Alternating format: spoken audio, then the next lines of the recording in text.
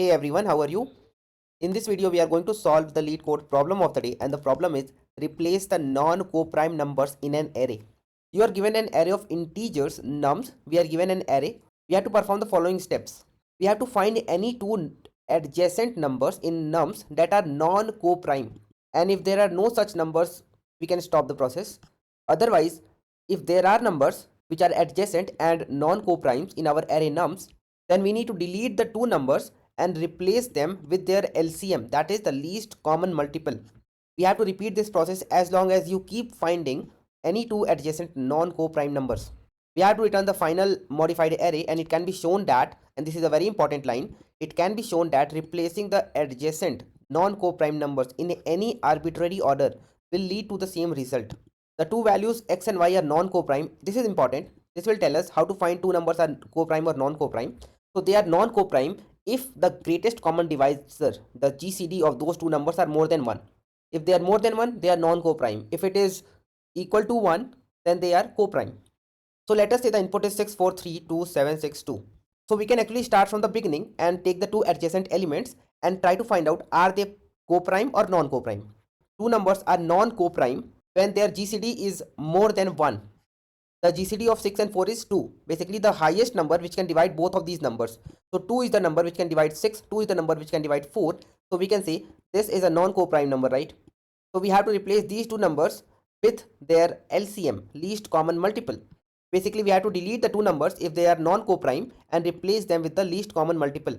And we have to repeat this process, right? So we have to take these two numbers, replace them with their LCM. 6 and 4 LCM is 12. Basically the LCM of any two number is equal to a multiplied by b if a and b are the two numbers divided by their greatest common divisor. Let us say the two numbers are 6 and 4, then their LCM will be 6 multiplied by 4 divided by 2. So basically it is 24 divided by 2, which is equal to 12. So the least number, which is a multiple of 6 and 4 both, is going to be 12. So 12 is a multiple of 6 and 4 both, and 12 is the least number which is a multiple of 6 and 4 both, right? Now coming back to our problem, we have chosen two adjacent numbers 6 and 4 and replaced them with their LCM. So now our array is 12, then we have 32762, 32762. Now we have to repeat the process till we have any two numbers, any two adjacent numbers as non-coprime, that is their GCD is more than 1.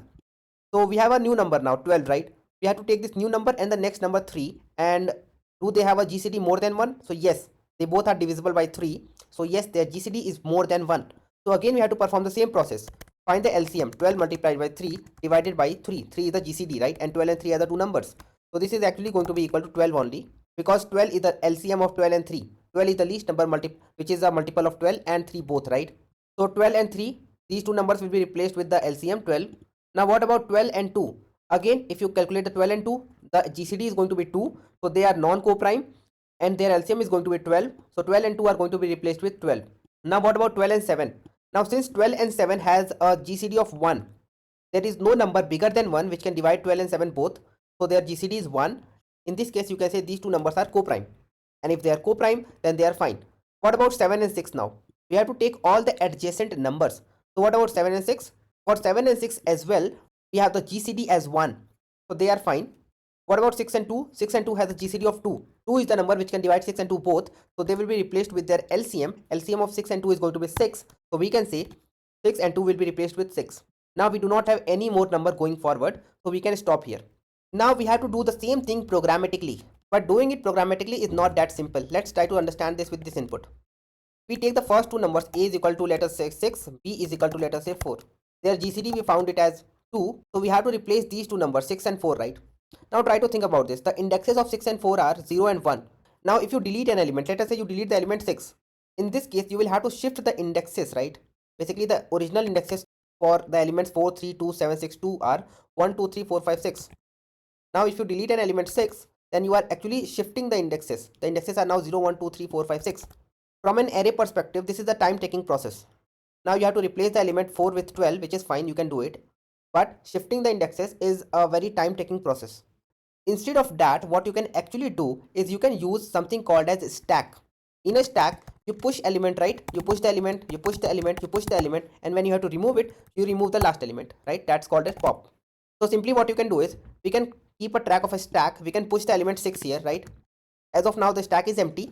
Initially, we push the first element 6. but right now we have one element. Now when we try to process the next element, we have 4 as the next element, that is going to be B, and we have the last element in the stack 6 as our A. So these are our two numbers, right? Now what is the GCD of the two numbers? It is 2, which is more than 1. So what we can basically do is we can just pop the last element from the stack, which is 6. That is not going to be a time taking process, and push the LCM. LCM is actually equal to 12. So we can say now the stack is having 12. So now you will see the process is simple, right? You can just use the push and pop, and that is not going to be a lot of time taking process. Push and pop are just O of 1 time complexity. It is a constant time complexity process. Talking about the next element, since we have processed 6 and 4, what about 3? So again we have to follow the same process. The next element is 3. So our A will be the last element inserted in the stack, which is 12. B will be the next element, which is 3. Now when you try to process 12 and 3, the GCD will be 3. The LCM is going to be 12. Again the same process you have to follow.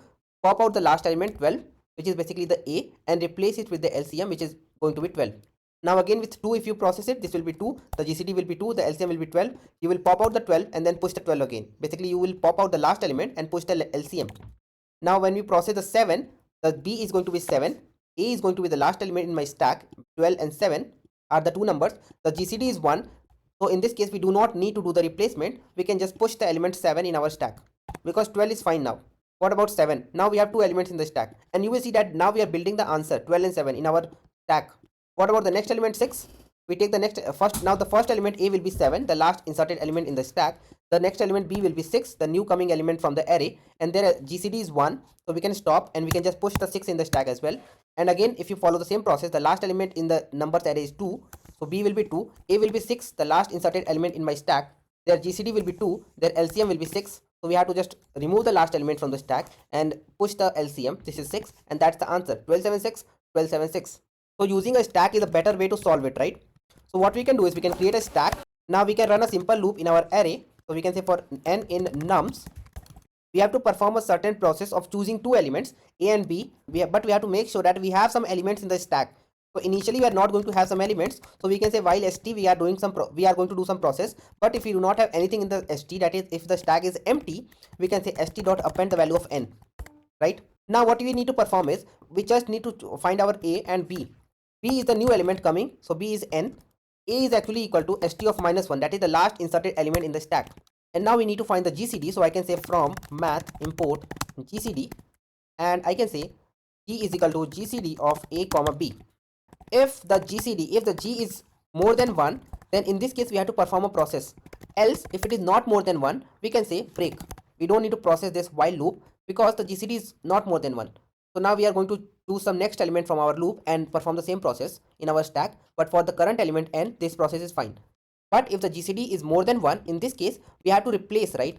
So to do the replacement, we have to say st.pop. We will pop out the last element from the stack, and we are going to push an element in the stack, which is the LCM. So since we are just pushing the n in the stack, after coming out of the while loop, I will just replace the value of n, and I would say n is equal to A multiplied by B divided by G. That's the LCM. And now we can just submit the value of stack. That's our answer. And if I show you the complete code, this is the complete code for this particular problem. Submit this, and this is going to pass all the test cases. So yes, you can see the runtime is good, the memory used is good as well. So we have solved this particular problem, and this is the perfect solution for this. Now let me explain you one of the test cases which can create a confusion that how is this solution even correct. If you talk about a test case 6, 7 and 14, let us say these are the three numbers in your nums array. So the confusion is, if we are processing 6 and 7 and we don't need to replace them because their GCD is 1, now we are going to process the next adjacent element 7 and 14. Now 7 and 14 has a GCD of 7, so they will be replaced with their LCM as 14. Now we have to come back and process this 14 with 6 now, because now 6 and 14 has the GCD as 2, right? We have two adjacent elements whose GCD is 2, which is more than 1. So are we processing this by coming back? And yes, we are processing this because we are running a while loop. While we have something in the stack, we are going to keep continuing with this process of popping out the element from the stack till the GCD is more than 1. Our first number is the last element in the stack. Our second number is the n. We are changing the value of n, right? We are updating the value of n with its LCM, and we are also popping out the element from the stack. So while this loop is running, this loop will run till we have something in the stack and the GCD is more than 1. If any time the GCD is not more than 1, we are going to break. Now try to understand the input 6, 7 and 14 here. If the input are 6, 7 and 14, then in this case the first value of n is 6. Stack is empty as of now. We are going to push 6 in the stack. Now the value of n is 7, right? Basically, we want to make sure that this 14 comes back and process the data with 6 as well. Their GCD is 2 and 14 and 6 will be replaced with 42, their LCM. And that is going to be the final output. And that's exactly what we are doing. If we process the next element 7, you will see that the A right now is the last element in the stack, which is 6. So A is 6. B will be 7, the current element in my data. N is 7. GCD will be 1 and the loop will break because this is false. So the loop is going to break and we are going to push 7 in the stack. But what about the next element 14? This 14 is going to change everything. The last element in the stack is 7. The B is 14. Their GCD is 2, right? If the GCD is 2, this is true. Now we are going to pop the last data from the stack because we want to replace this with the LCM. We will pop out 7 and now n is nothing but the LCM of 7 and 14, which is 14. But we are not coming out of the loop and we are not pushing 14 as of now. We will see if the new element 14 and the previous element in our stack also are non-coprime. That is, their GCD is more than 1. So what we are going to do, we are just running the while loop, right? So now our A will be the last element in the stack, which is 6. B will be 14, the new element, right? N. Now this n is not the previous n which was there in my nums. This n is the LCM, right? So this is the 14. Their GCD is 2. So now again what will happen? It will pop out the 6, the last element from the stack. So stack is empty now. And now the value of n will be A multiplied by B divided by the GCD, which is 42. Basically the LCM of 6 and 14.